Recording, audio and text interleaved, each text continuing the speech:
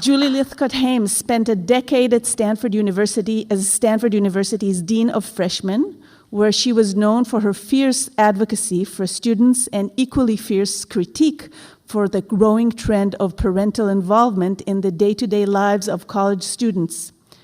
Toward the end of her tenure, she received Stanford's Lloyd W. Dinkelspiel Award for defining the undergraduate experience at Stanford and began speaking and writing widely on the phenomenon of helicopter parenting.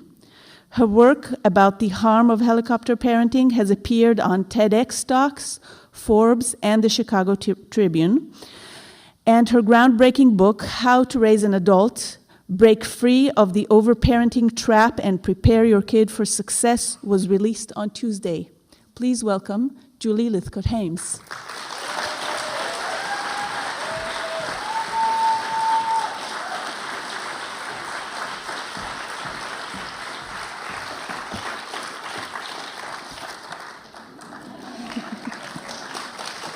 Yeah. Thank you, Ronit, for having me here tonight for the first stop on the book tour for my new book, my first book, How to Raise an Adult. Please give my thanks to all of your colleagues here at the JCC, including my good friend Meredith Vostres, who invited me to be here with you in the first place. I also want to thank our local bookstore, the amazing Kepler's Books, for organizing the book sales and the signing afterward. Thank you. Ronit, it was at an event at your sister organization, the JCC in San Francisco, to benefit Challenge Success back in 2010, when I spoke about the harm of overparenting, and the writer and author Dan Pink, who was the keynote that day, pulled me aside after my speech and he said, "Do you write?" And I said, "Well, I mean, all of that was written down." And he said, "No, but do you write?" I couldn't keep up with all the phrases I wanted to scribble down. "You've got a manifesto in there. You should write." I'm grateful to Dan Pink for saying that. At the time, I was a very busy freshman dean at Stanford in my 8th of what would become 10 years. When I left Stanford, Dan Pink went on to mentor me through the process of turning ideas from op-ed length or speech length into a book. He taught me how to get an agent and then a publisher. Mostly, he taught me to dare to believe that I could do this. So I'm grateful to Dan Pink and also to the San Francisco JCC and to Challenge Success for giving me that opportunity that day. And I'm grateful to you, the Oshman Family JCC, right here in my hometown of Palo Alto, for being at the vanguard when it comes to the issues and ideas that loom and linger over and around us, and that merit thoughtful presentation and discussion. And given that that's what you do here at the JCC, I'm so touched and grateful that you've decided that I might have written something that matters. Thank you. I'm also grateful to all of you here in the audience, my first audience, all of you. Thank you for coming. Thank you. I'm going to actually take your picture because this is... So smile, look really happy, okay? Oh, come on, look happier than that. Okay. All right, that'll do. Thank you very much. Stop number 1 on the book tour. And in particular, I want to thank members of the audience who were part of this book. Those of you who shared your story, your wisdom, your perspective. Raise your hand if you want to. Some of you are there under a pseudonym. Don't feel pressure. But all of you whose stories are in there, and if you do want to raise your hand, please do. There you go. Right on. Okay, okay. Please know that this book would not exist without you. I'm forever grateful. I am also grateful to my magnificent research team, Khushbu Bansal, Cynthia Chen, Ann Everett, Lee Marshall, Katie Mulfinger, Kira Vargas, led by Amanda Wilson-Brigado. Some of them are here tonight, a couple of them at least. Please stand, you guys, and be recognized. There we go. Cynthia and Amanda. Okay. My team inspired me with their insight. into the heart of the various topics we covered. They questioned my assumptions and my conclusions and made the book so much stronger than it would have been otherwise. When you see the book's 400 footnotes and 11-page bibliography, you're seeing the work of this wonderful team. Amanda Wilson-Brigado was the perfect choice to lead that team. She was a member of my team at Stanford working on our freshman transition efforts. Then she was research coordinator for the book, where she chased down every lead and bolstered every statement and figured out how we could support every claim. Now she's the director of community engagement for the book and for this movement to end overparenting, which now prompts me to say to all of you on behalf of Amanda, pull out your phones and don't turn them off. Okay? If you hear something that resonates tonight, use your phone. Use your phone to post on Facebook and live tweet this event on Twitter. On Facebook, we're How to Raise an Adult. You can go to Facebook right now and check in here at the Oshman Family JCC. You can like the JCC. You can like How to Raise an Adult. Take a picture of something tonight and post it. Take a picture of me now and post it. On Twitter, our hashtag is Raising Adults, and our Twitter handle is @RaiseAnAdult. Tweet out thoughts that resonate with you. Did I do okay, Amanda? Okay. And if you're not a social media user, hi, Mom. My mom's in the audience. Isn't that awesome?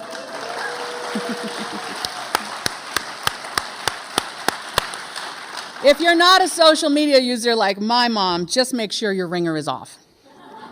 And speaking of my wonderful mother, I want to thank her. I want to thank my entire family, all of whom were incredibly supportive as I made this seemingly crazy detour away from a place I love toward the great uncertainty of life as a writer. In the audience are my brother George, my niece Kelsey, my mom Jean, my teenagers Sawyer and Avery. Thank you guys for holding me so close as I brought this book to life. And I want to thank my beloved life partner, Dan Lythcott-Haims. This is what I say to him in the acknowledgments of the book. To Dan, for loving me no matter what, for believing in every dream I've ever had, for holding our family life together while I was writing, and for making me long to be home. You know, it's one thing if your friends and family want to support you when you do something crazy like write a book, but now that the book has been alive for 5 days, I'm thrilled to see that strangers are also starting to get excited about it. We got a great article in the Palo Alto Weekly. Thank you, Palo Alto Weekly. And as Ronit said, a great review in the Chicago Tribune and a New York Times review coming next Sunday. We've had excerpts in Time Magazine, on KQED's Mindshift, and the New York Times Motherlode blog. We're currently the #1 bestseller on Amazon for books about parenting teenagers. And my publisher Holt just went back for a third printing. So it seems that people are starting to buy this book, and I get to be the nervous first-time author hoping I've written something worth reading about parenting. I mean, because let's be real, who among us really wants to read another book on parenting? To be honest, I'm not so sure I even do. I mean, I didn't set out to be a parenting expert. Now, Ronit, wherever she is, probably a little nervous because this is meant to be a talk on a book about parenting, and it's splashed all over the website for tonight's event, parenting, and the keynote speaker person has just said she's not so interested in parenting. And the room goes silent. But I'll say it again. I'm not particularly interested in parenting, actually, no. What I'm interested in is human beings. I believe in humans. I believe in all of us, you, me, you way in the back. I believe in all of us making our way in the world. I believe this not only for the sake of each individual, but for the sake of us all. I believe the world needs us, each one of us, to figure out who we are and what we're good at and what we love and what we value, and then to work very hard to be the very best version of that self we can muster. From my work with countless young adults, I've learned that having the courage to be who we are, regardless of what other people want or say, even parents, is the path to a meaningful and rewarding life. I actually believe it contributes to a better world, equality, peace. And so, I'm interested in what gets in the way of each of us being our best self, in the obstacles. and I'm interested in doing something about it. You know, I used to think the obstacles stemmed chiefly from otherness, outsiderness, from being on the margins due to family background, demographics, status, circumstance.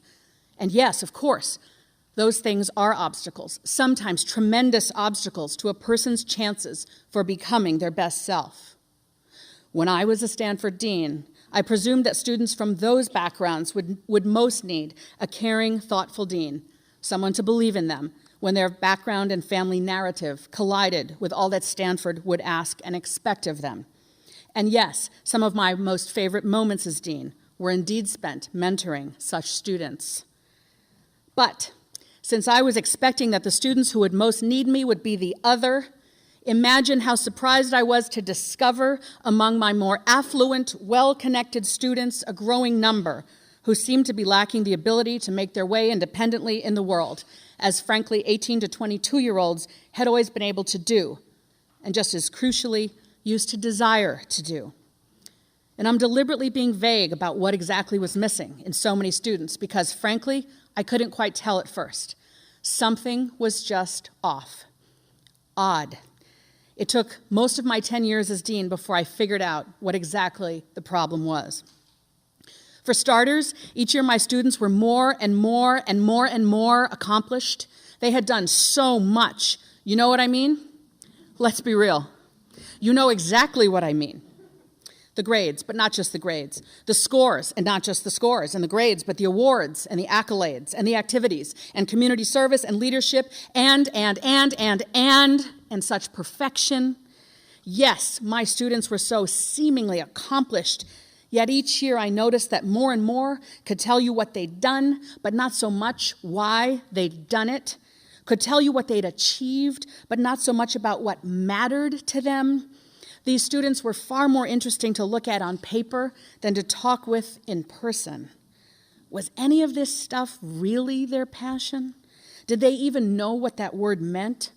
Or was it just something someone said they needed in order to get into the quote-unquote right college? Did they have a budding sense of self? Or were they really just content to let their parents plan life for them?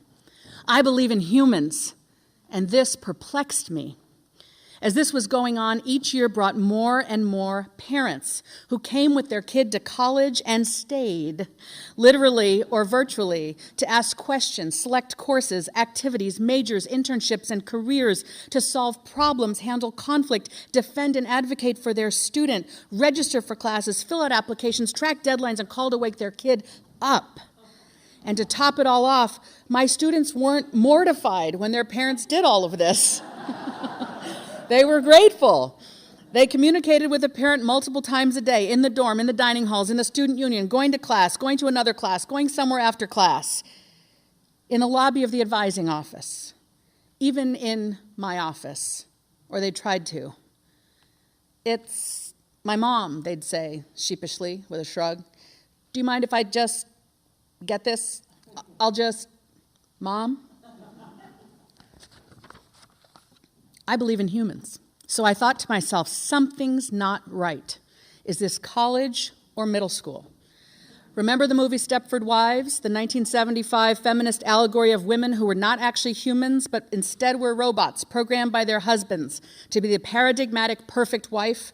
That movie came to mind as I watched my students live their college lives, still somehow looking over to the sidelines for mom or dad's direction, protection, or intervention, as if they were 5 years old playing soccer and needed mom or dad to point in which direction to kick the ball. I began to wonder, are we raising Stepford children? Yes, of course. Closeness, affection, love, frequent communication, that's all good. Who among us wouldn't wish for a closer relationship with our own parents? I'm Gen X, after all, a member of the latchkey generation. So this kind of constant communication between parent and child at first seemed so cute to me. But I believe in humans, and when the dynamic between parent and child is this constant chatter about choices and possibilities and outcomes, the should and shouldn'ts of life, the want to and the ought nots, the how do I do this and the let me take care of that for you, when it came to all manner of their academic, professional, emotional, and personal lives, this intertwinedness moved, in my view, from something cute to something maybe somewhat bleak. My students were not only celebrating the joys of life with parents, they turned to them whenever something went even mildly wrong. A flat tire, a tiff with a roommate, less than great on an assignment, as if their first instinct was to call or text a parent, an instinct as natural as taking a breath of air and as essential. They didn't seem to know how to contend with what life would throw their way, how to sit with discomfort or indecision or opportunity and emerge with their own sense of how to handle it.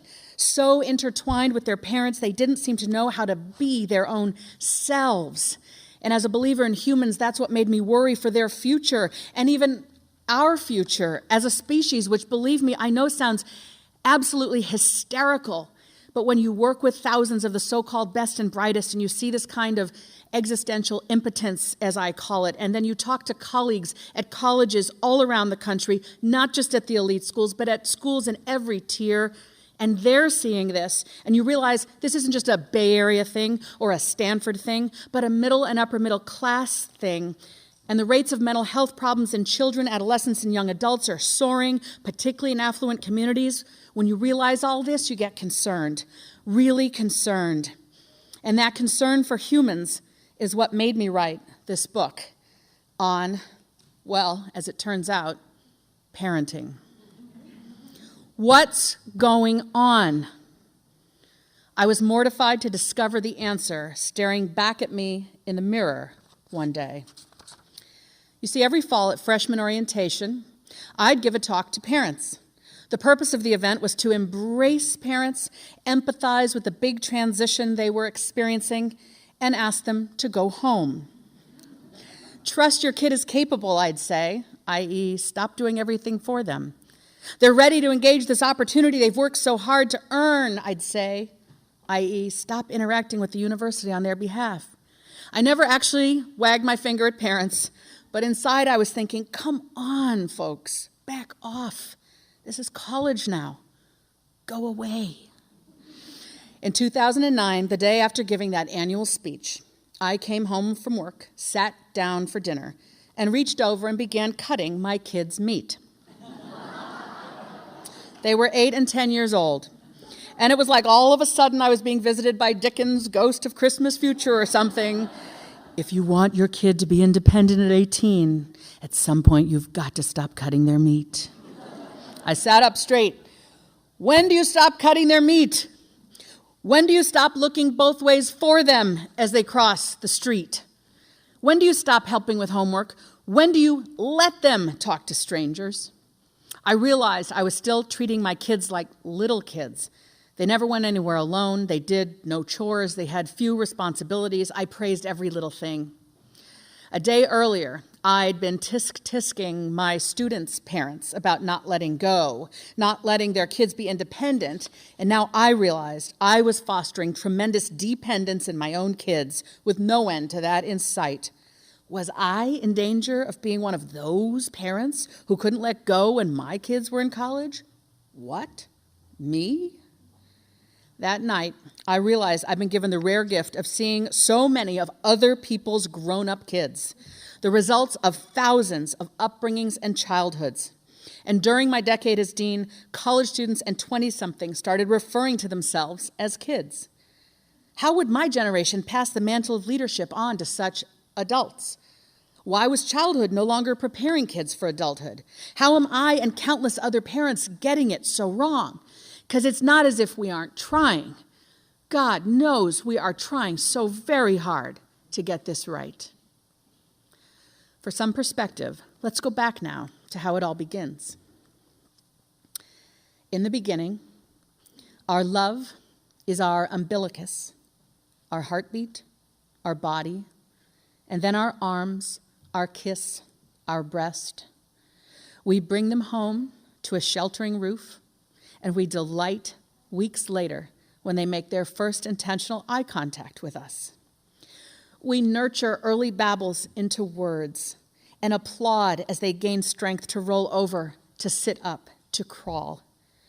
We scan the horizon of the 21st century and see an increasingly interconnected and competitive world that at times seems familiar and at times utterly not.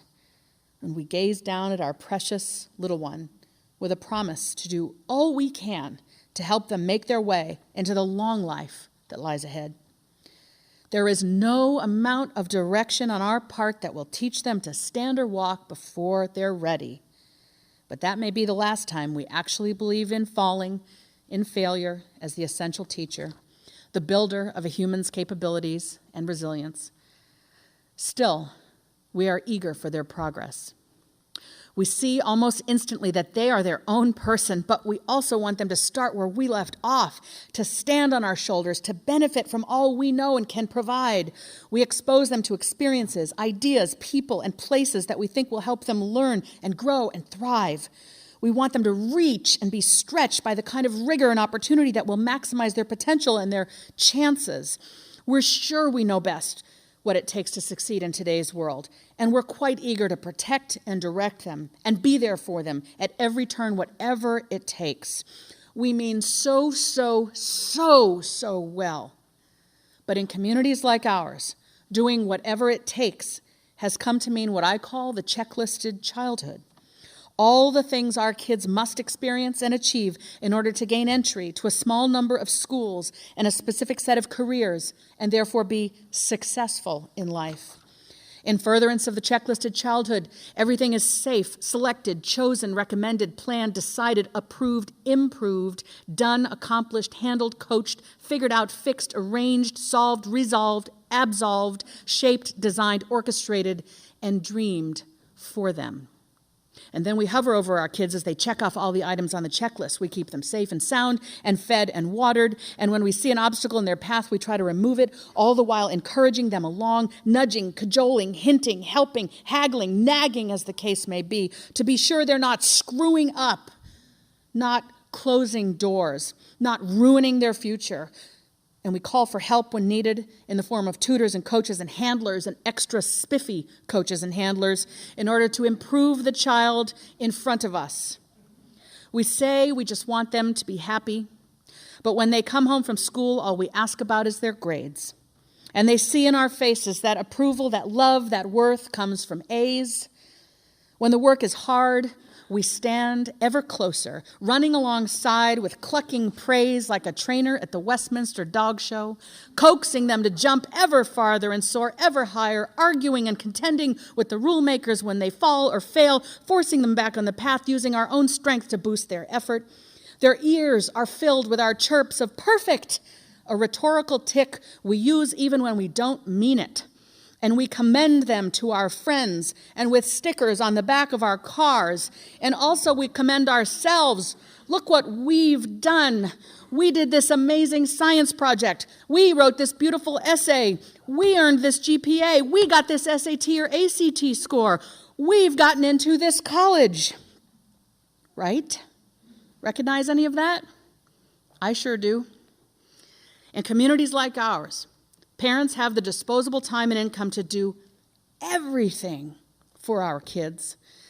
And when I finally connected the dots between that dinner with parents of Stanford freshmen and what was happening at dinner in my own house, I realized that this omnipresent over-involvement means kids grow to be chronologically adult while remaining utterly stunted, dependent on parents to do not only the heavy lifting of life, but the lovely, light, ethereal dreaming as well. Look, my book is called How to Raise an Adult, but it could just as easily have been called The Road to Hell, because our children's perfect path was paved with the very best of intentions. But if you look at what we've done, if you have the guts to really look at it, you see that when we've walked so closely alongside our kids, when we've told them not only what to do with their lives, but how to do it. When we do the work for them when they struggle, and even when they aren't struggling, we just overhelp to ensure that they get that extra edge. When we make them study a certain thing, shape their dreams, tell them who they must be to make us proud, we've actually undermined our kids' chance to make their own way. Too many playwrights and poets are forced into STEM, and a local kid's obituary includes his SAT score. And you know what the worst part of this is? Besides how arrogant it is to chart someone else's path, how unethical it is to help with their schoolwork, how cruel it is to be a constant crutch that will not always be there for them, how harmful it is to condition love on performance, the worst part, unintended yet insidious, is this hidden message we're sending our kids. Psst, I don't think you can do this without me. Trying to boost them up, we are paradoxically tearing them down. We overhelp so as not to disadvantage them, and yet they're disadvantaged because we do so much. You're not good enough for this life as you are, is the message. You never will be. You need me. You will always need me. I believe in humans, and I have to tell you, we're smothering our kids, our precious kids. Our job as parents is to put ourselves out of a job and raise our precious offspring to independence. As a counselor at an addiction treatment center in LA told me, after seeing so many overparented kids end up hooked on drugs, we can't carry our kids around in our arms forever. We must at some point put them down. We gave them life, but life is to be lived. In order for them to become the beautifully unique individual they are, we have to let them be. We've succeeded as parents if our adult children can fend for themselves. And look it up. Fend means look after and provide for oneself without any help from others. Not call your parents and have them fend for you. We're supposed to want that for them. But these days we seem sort of sickly engaged by their need for them to constantly need us, a need, remember, that we manufactured. Our kids need us to back off. But it's important for us parents, too, to back off. I believe in humans, and guess what? I believe in us parents, too. Many of us spend our lives scheduled to the hilt between work and home, homework and homeroom, practice tests and practice fields, trying to keep up with the judgmental Joneses.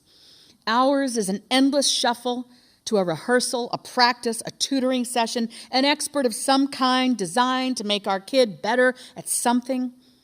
We are on autopilot in our minivans, going through the motions, making the snacks, being on the committees, arguing with teachers, principals, coaches, and referees, serving as our kids' concierge, personal assistant, secretary, fearing our spouse's expectations, vaguely wondering when we'll get off the sidelines of soccer practice and start living our own rich, vibrant life again. As parents, our morning medication is caffeine. Our evening medication is wine. Long, long gone are the days of throwing open the back door and saying, "Get out there and play, I'll call you for dinner." There are no wide open afternoons, no wide open doors, and no one is home to play with.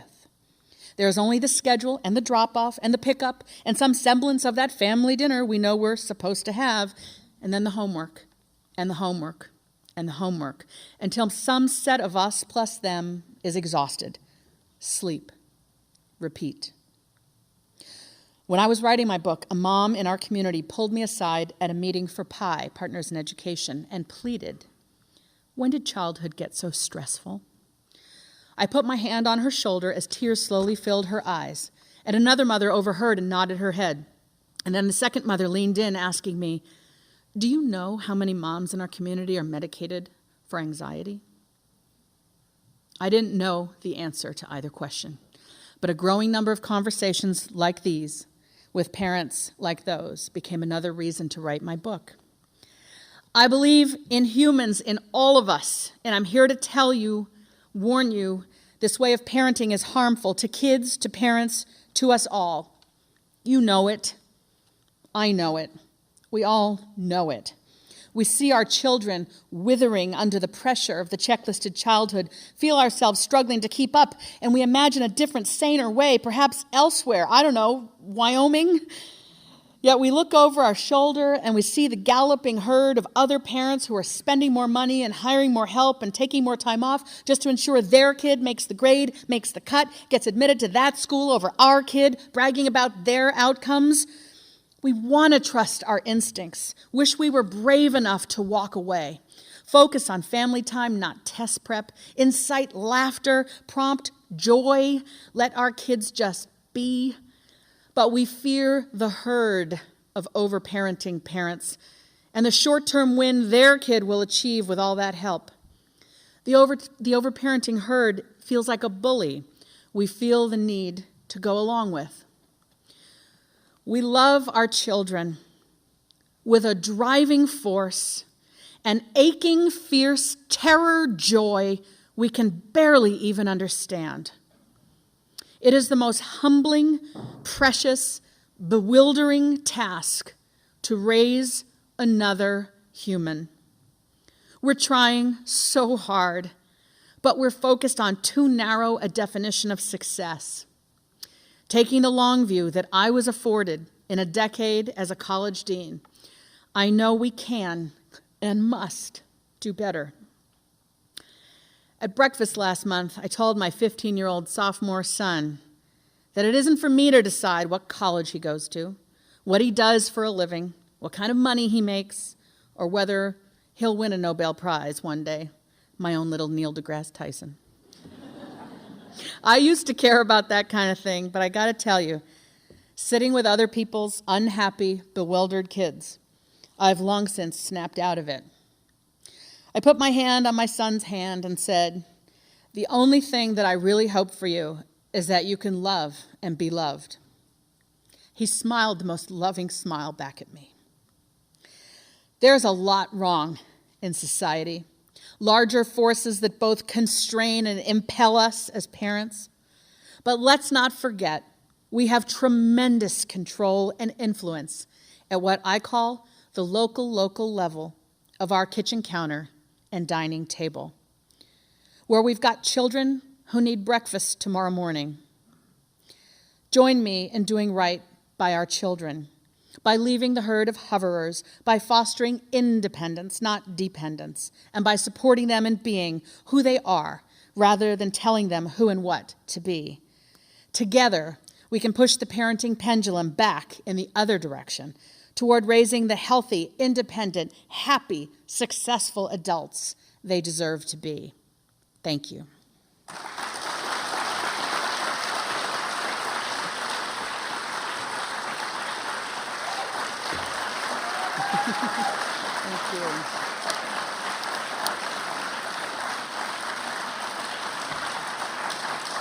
Thank you. Thank you. Thank you. All right. Thanks for that, you guys. And now on to your questions. Aha. How can colleges change their admission process to encourage kids to do more things on their own and or reward risk mistakes and failure?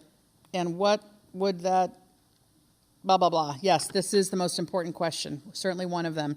You know, when I was a dean at Stanford, I couldn't understand this question. That's going to sound crazy to you. I didn't see the connection between the admissions arms race and all of the overparenting that's going on. And as my own kids have got older and made it into middle school and now high school, I can obviously see the connection. You know, I don't think the elite colleges are to blame for our overparenting, but I sure think there's a whole lot they could do to shift us in a new direction. Here are some thoughts. Kids are battling right now for tenths and hundredths and thousandths of a point on their GPA, as if that makes some kind of meaningful distinction between them and the other kid. It doesn't, really. I'd love it if colleges would say, you know, you need a GPA of at least this in order to, thrive in our classroom, and you need an SAT or ACT score of at least this. And once we know you've got the intellectual capacity to do the work on our campus, we're going to not look at those. We'll let you into this bigger pool that will evaluate more on the subjective merits. And instead of having the sort of those numbers staring us in the face, as if those numbers are an adequate way to kind of describe the capacity of a human. So I think that's one suggestion that I have. But it may take some while for the elite schools, the highly selectives, the U.S. News schools that are hard to get into, to make a change. In the meantime, what what I say in my own family and what I say when I have the opportunity to talk to parents and kids is, we've got to widen our blinders about which schools matter. Do you know there are 2,800 accredited four-year institutions in the United States? 2,800. And I'd wager that, as with anything, the top 5% is probably pretty fantastic. And that's 140 schools. And the vast majority of those are not highly selective. They are, relatively easy to get into. They're not easy places. There's nothing wrong with them because their selection rate isn't so crazy. It's simply that they're not as well known. And so in my family and with my friends and in my community, I'm encouraging parents and students to pull back the blinders and be willing to look at a wider number of schools, where you can feel really confident you're going to get a fantastic education, you're going to find that fit and belonging, which I know as a freshman dean makes all the difference when you're applying to college, when you're going to college. So those are some thoughts there. Okay, so it occurs to me that I'm just going to stand up here and do all the talking since the questions are on paper. That could get a little boring. So you guys might have to laugh or, Okay. Do we as parents suddenly announce to our kids that we're turning over a new leaf to allow them to make their own path? Great question. Yes, it goes with what can I do now? Okay. All right. First of all, yay. Yes. It starts in your own being, with your own shift in mindset, okay?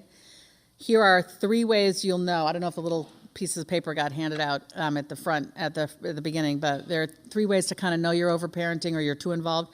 If you're saying we, we're on the soccer team, we're applying to college, we're doing the science project, you can stop saying we, okay? That's something you can do when you go home tonight. Stop saying we when you mean your son or your daughter, okay? Take a bit of a distance from them. Let them be themselves. You're their parent, not intertwined, supportive, but not intertwined. Number 2, stop arguing with all of the adults in their lives, the coaches and teachers and referees and principals. These are adults who, for the most part, really do deserve our respect. We don't want to teach our kids that every single outcome is something you argue about. We want to teach our kids to respect the grown-ups in their lives. We also want to teach them to advocate for themselves. So when there is truly something that needs to be discussed, we want to teach our kids how to do that instead of doing that for them. And the third thing you can start to do or stop doing is their homework, okay? Whether it's math or essay writing, whether it's filling out an application for something, whether it's the science project or the California Mission Project, okay? It's... Yes, we can laugh. The California Mission Project today has become a parent's opportunity to demonstrate just how skilled we are at being 4th graders. Okay? Okay? Right? So it's really not about us. As one of my friends, I don't know if he wants me to name him in saying this, so one of my friends in the local community has said, I've been a 4th grader. And he tells that to his kids when his kid wants too much help on something. He says, I've been a 4th grader. You've got to figure this out, okay? So those are 3 things. They really reflect a mindset change, 3 things you can do starting tonight to kind of make a shift in your own life. In terms of letting your kids know that things are changing, when Dan and I realized our kids didn't have really any chores to speak of, we announced that we were going to change that. And they were tweens, and so what they lacked in the sense of responsibility from chores, they more than made up for with their sort of analytical reasoning. If this is so important, why are you telling us now? And you have to sort of say, you're right. We should have been doing it all along, and we just figured that out. And so, this is something we believe is really important, and we're going to start doing it. And then I do think you want to ease it in. You don't want to just completely, pull the rug out from under them. You've got to, pick some small things you're going to start with, whether it's backing off some on the homework or having greater expectations in the kitchen. I would say start, and start small and build incrementally. There's a piece also here. I talked about kind of shifting your own mindset within yourself. If you're raising children with a partner, you got to get your partner on board. Okay, you guys have got to be together on this to the extent you can. And then what you've got to do is find like-minded parents who agree with you. Because the herd of overparenting is a dominant force. And those of us who think, I need to help my kid be more independent, we've got to band with each other. And so, if there are folks here in the JCC community who are ready to kind of embrace that, we've got to find each other. This is what social media will help us do. Follow-up conversations in our schools and our community centers and so on are a way to be supported as we make the changes we want to make. Okay. As parents, we believe. Now, how do we ease the anxiety of our teens and tell them to relax? All will be okay. This is where I'd say, thank you. We do a great job in our community of talking the talk. I think we have a sense of what we're supposed to say. We want you to be happy. It's not about your grades. But then accidentally we, had the test go. And so I think we've got to walk the walk. Okay, so that means we have to, let our behavior reflect our good intentions and what we know, in our brains to be so true and so important. So here's an example. You're dying to know what happened on the math test today or, how the chemistry exam went, whatever it may be. But when your kid walks home from school, let me pause and say, we all want to know we matter. All of us here in this room, all of us here in this town, all of us here on this planet want to know we matter. We want to be valued for who we are. We want to be loved. Doesn't matter our gender, our race, our ethnicity, our class. Okay, that's foundational. And so, as a parent, when your kid walks in the door, and believe me, I try so hard to do this, but I am terrible with this phone. Okay, I got to get off the phone and put it down. I got to look my son and my daughter in the eye and say, "Hi, sweetie, how was your day?" I've got to model it, is what I'm saying. I can't expect them to want to talk to me if I don't appear to want to talk to them. And then even though I'm dying to know what happened on the math test, I don't ask about the math test. I say, and I'm giving all my secrets away. My kids are right here. Now they're seeing the sort of behind the scenes. And believe me, they're the first to say, "This is kind of helicopter parenting, Mom." So I will say, I'll kind of go in the back door and I'll say, so what was the best thing about school today?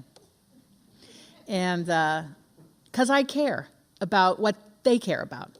When we talk around these topics about, don't be hell-bent on your kid becoming an X, Y, or Z. In this town, it's engineer, entrepreneur, doctor. Is doctor still considered acceptable? Right? Right. We have this sense that they've got to be these things. And, what I say in my book is embrace the kid you've got. Look for the cues and clues about what they're good at, about what they're interested in.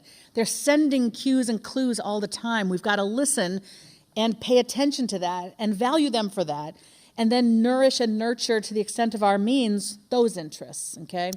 So I ask them, what did you like about school today? What was the best part? And they'll tell me, and sometimes it's lunch, and part of me thinks like, well, lunch isn't going to get you into college, But not really. I ask, what about lunch? Oh, some interaction with a friend, something funny happened, whatever, okay? I'm paying attention.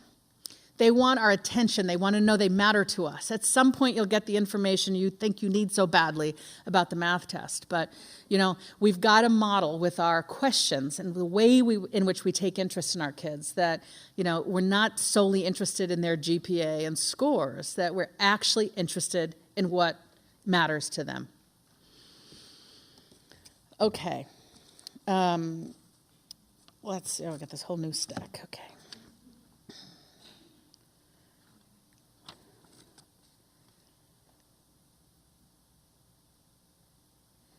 Can you give us some examples of how parenting now contrasts with parenting you received from your own parents? What are some important points we can remember to carry forward? Anyone here from Menlo Park? Yay, Menlo Park. Okay. Oak Knoll School in Menlo Park. Yeah, okay. Oak Knoll's theme last year was courage or confidence, something like that. And the school psychologist and school principal said, we want to build our kids' courage or confidence, maybe it was confidence, and we want to do what they called a free-range kid project based on the work of Lenore Skenazy back east, the free-range kid's mom. And they brought parents on board by having a coffee for parents, and they asked this question. They said to the parents, Think back to your own childhood. Think about opportunities for independence or freedom or what have you that you had as a kid that your own kids don't have today. And each parent thought about it, and then they were asked, why do you think that is, and so on. And so for parents, kind of going back to their own childhoods, to their own 8 and 10 and 12 and 16, stirred something in them. This sort of, oh my gosh, of course. I was home. I roamed my neighborhood. I could go to a store. I could bike anywhere I wanted. I babysat as a young kid. My parents never knew where I was. All of those things that any of us who are older than 35 can probably remember. Okay, so then they did these free-range kid projects where they said you can opt in, Oak Knoll elementary schoolers. If you want to do a project, you have to get your parents' approval to do something without your parents. Okay. And the top 3 things these kindergarten through 5th graders picked were they wanted to bike or walk somewhere alone. They wanted to cook for themselves or for their family. And they wanted to go into a store with money and buy things, like a grocery store, like a Walgreens, while their parents were in the parking lot, okay? And then they had an assembly, as big as this, and the kids were on a panel, kindergartners and 2nd graders and 5th graders, and this 5th grade boy said, I walked alone to the library, and I just had some me time. And I got to tell you, I've told this story like 10 times, but the first time I heard it, I cried. It's like, this kid got some me time. This kid in our overscheduled life, nobody was there to tell him how to walk. Nobody was there to tell him how fast. Nobody was there, you're late for the library. He just got to walk, okay? It's funny, but if you think about it, our kids aren't doing that. That's an example, okay? We don't let them go places alone. We have this fear that the world is terribly, terribly unsafe, that there's a stranger ready to abduct our kids around every corner. And the number of such occurrences is infinitesimal. It's a tragedy, of course, whenever it happens. But we don't live our lives according to the statistics of, how likely are you to be injured in a car, far higher, far, far higher, or in a football game. These rates of stranger that have led to the fear of stranger danger are so small, but we live as if it could happen any time. And so we've bred ourselves and our kids to be so fearful we can't be outdoors. Then we have this whole weird thing that's happening of neighbors calling Child Protective Services or the police on other neighbors who let their kids, be alone. We've got to, if we're going to push this pendulum back, we've got to be brave enough to say, I'm not letting my kid be alone. I know my kid needs to be alone for some time to develop the independence that comes. The imagination is only activated when there's nothing to do, we need them to be in those places of boredom and sidewalks and roaming, and so that they can start to become their thinking, creative selves. It's not neglect to let them walk to the park or walk home from the park or play in their front yard unsupervised. It's childhood. It's time to bring us back to that norm. So that's my answer to this question. It's time alone. That's what's changed. It's, parents are now hovering over every detail of kids' lives, and it's not good for them, and it's not good for us. We think we have to because doors will be shut, opportunities will be foreclosed if they don't get the right grade in every class. And I'm here to tell you that there is a college for every kid, and that the best teaching takes place at the small liberal arts colleges no one has heard of. And yes, great teaching happens down the road. Yes, applaud. Great teaching takes place, okay? I love the university up the road, down the road. I worked there, I even went there, okay? But it's not the only place. There are marvelous, marvelous places elsewhere, okay? Your kid's future is not foreclosed because they didn't get the right grade, in 8th grade, or 11th grade for that matter, okay? So we just need to take a step back and pull back the blinders and take a deep breath and have faith in the long term. If we're inculcating the skills around independence, perseverance, being responsible, being autonomous, they'll get out to wherever they're going and they'll have skills that overparented kids right now lack. The workplace is telling us that young adults don't know how to take the initiative. You know, if you say we need to get to D and we have half of A, they don't know what to do. They're used to being told what to do, and they're great at being told what to do. Our kids are hard workers. They want to please us, okay? But there are 24 and 26 and 28-year-olds in the workplace right now who have never had a chance to think for themselves, have just been good at walking a path of someone else's making, and then they get into the world of work and they don't have what it takes to take the initiative and problem solve. Childhood is meant to teach that, okay? So this is actually, all of this independence building is actually really practical and really good for them in the long run and really essential. All right, how are we doing? How are we doing on time, Ronit? 8:29. Okay, I'm going to tell you one. I don't know if it's in this question, in a stack of questions. It probably is. But how do you go from doing everything for your kid to having them be independent? I tell you what, when I realized that college students lacked life skills, I went with my research team, let's figure out what life skills are, okay? So we went looking for what are life skills, and we couldn't find much information. And if there was little information on what life skills are, there was even less information on how to teach them. And I concluded from that life skills accrue by living, and that childhood always taught kids the life skills, and that because we're doing so much for them, we're actually impeding that progress, okay? So I actually turned to the special needs community. I turned to my friend, Stacy Ashland. I don't know if she's here. Stacy's a Palo Alto resident, and she's got 2 kids, one with special needs and one developing typically. And because it occurred to me that if you've got a kid with special needs, you have to pay concerted, particular attention to how to develop the skills that the disability might make it difficult to develop. Sure enough, there's a lot of wisdom in the community I'm broadly defining as a special needs community about how to build life skills. And this is what Stacy distilled it down to.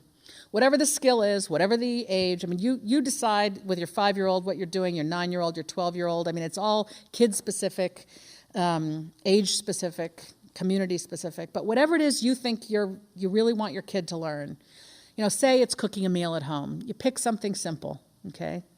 First, you do it for them. That's what you're doing right now, okay? You're making meals for them. Then you do it with them. That's number 2. So you're together doing it, figuring it out, getting the materials out, figuring out how to turn on the stove, okay? Then you watch them do it. So you're still there, but you're not doing it. You're there if they need you. You're there in case something goes awry. And step 4 is then they do it independently.